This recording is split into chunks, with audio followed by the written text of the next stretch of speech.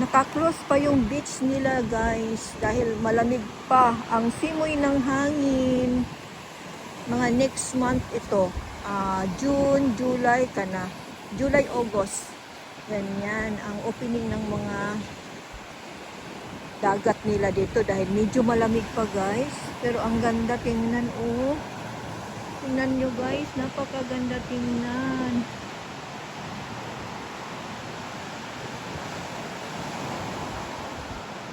Pero napakalamig. Ang simoy ng hangin, malamig.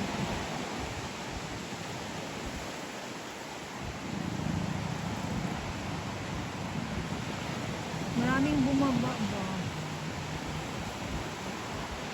Doon sa mga bato maganda maliligo guys. Dahil hindi masyadong maalon. Gusto kong bumalik dito by August or July.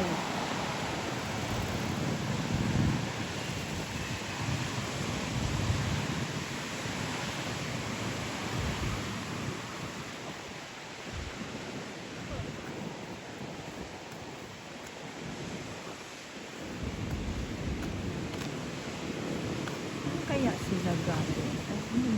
Tingnan mo guys, naka-close pa. Ibig sabihin, hindi pa open yung beach nila. Close guys to. Dito yung umpisa na ng summer dito sa Japan.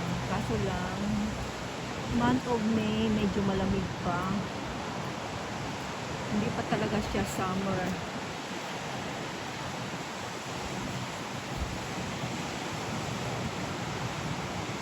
Saan kaya sila bumaba? Doon siguro sa kabila. May mga bumaba na unamamos yan.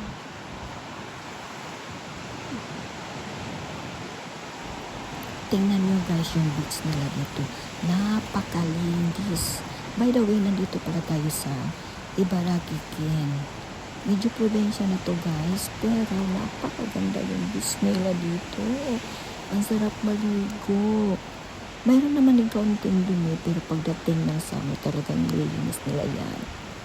Ayan, tingnan nyo. Sa mga mahilig mag-beach, welcome po kayo dito. Cute naman yung bulaklak nila. Violet.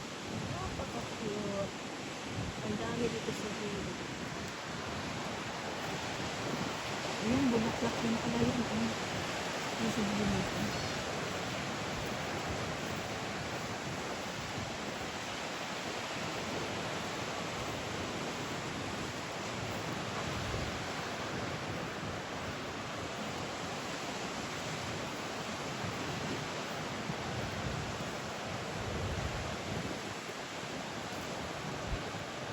Galing kami ng fish market, tapos dumaan kami dito sa beach. Akala ko, pwede na maligo, hindi pala. Ang cute, ang dami ng mamasyahan. Saan kaya sila bumaba? Kasi hindi pa open eh. Ang dami ng mga tao guys. Wow! Ang ganda, tingnan. May mga bato-bato. Dugo kara oriro no moko? Sabi ko, saan kaya ito bumaba? Close pa. Hindi pa nila binuksan.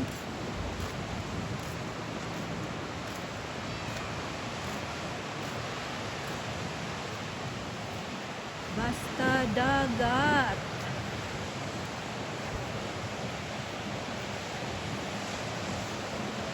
Ano ng oras na yun? Tingnan natin guys kung anong oras na. 2:30 ng hapon. Dito pala binuksan nila yung isang daanan na pwedeng bumaba doon. Wow! Malamig ang simoy ng hangin. Mainit siya guys, pero yung ano niya, hangin malamig. Kutsi ga-open ka. Kuri daki ga-open na yun, men, eh. Sukushi iko ka. Sukushi iko. Ayan, bababa sa hagdan. Mamamasyal sa tabi ng dagat.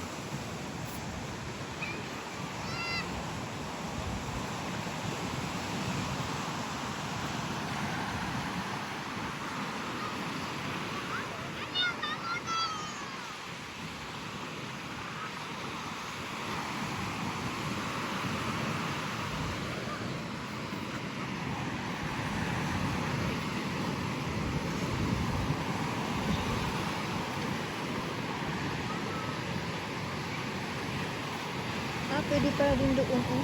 Pwede din pala doon bumaba, oh.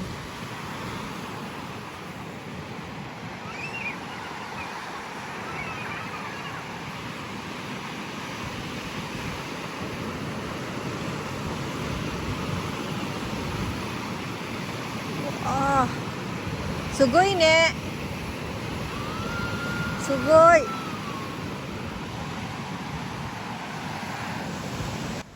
Ang ibig sabihin ng sugoy guys, napakaganda. Tingnan nyo yung mga bata. Naaaliw sila sa dagat, sa gilid ng dagat. Napakaganda guys. Ang sarap na maligo. Ayan guys, sa mga gustong mag-beach, halina kayo dito. Ang sarap maglangoy-langoy.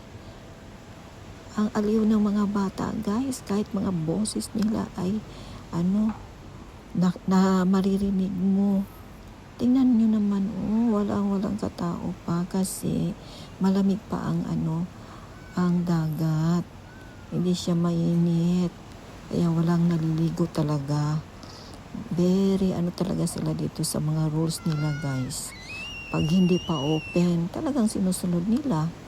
Kaya ganun ang mga dito sa sa Japan. Rules is rules. Talagang mapapa ka sa nila sa kanilang mga tawag dito yung nila policy. Yan. Policy nila dito, talagang sundin mo. Kasi pag hindi ka sumusunod, titingnan ka rin nila. Kaya yung mga kapwa Hapon, siguro nasa 95%, mga 5% lang siguro hindi sumusunod. Pero nahihiya yan guys. Kasi kapwa Hapon, tinitingnan nila pag against the rule ka dito. Ayan, Ay, napakaganda. Ang ingay ng mga bata guys.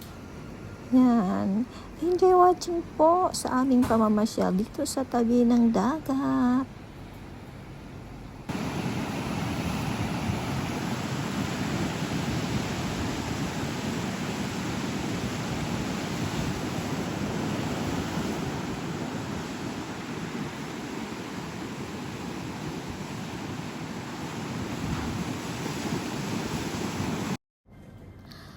Ayan na si Hoss. Hanggang dito na lang po ang aming pamamasyal dahil anong oras na? 3:00 na at kami ay uuwi na sa aming lugar. Bali 2 hours ang biyahe guys. Dito papunta sa amin. Kaya thank you for watching guys. Maraming salamat po dahil nandyan pa rin kayo. Kung wala kayo, wala ang Aiki Channel in Japan. Hanggang sa muli nating susunod na mga pamamasyal, Please, paki-subscribe po sa mga bagong kaibigan ko dyan. Huwag kalimutan din mag-likes, share, at comment din para marisbak ko kayo sa mga bago dyan. Thank you ng marami. God bless us all. Babu. Chu-chu-chu. Bye.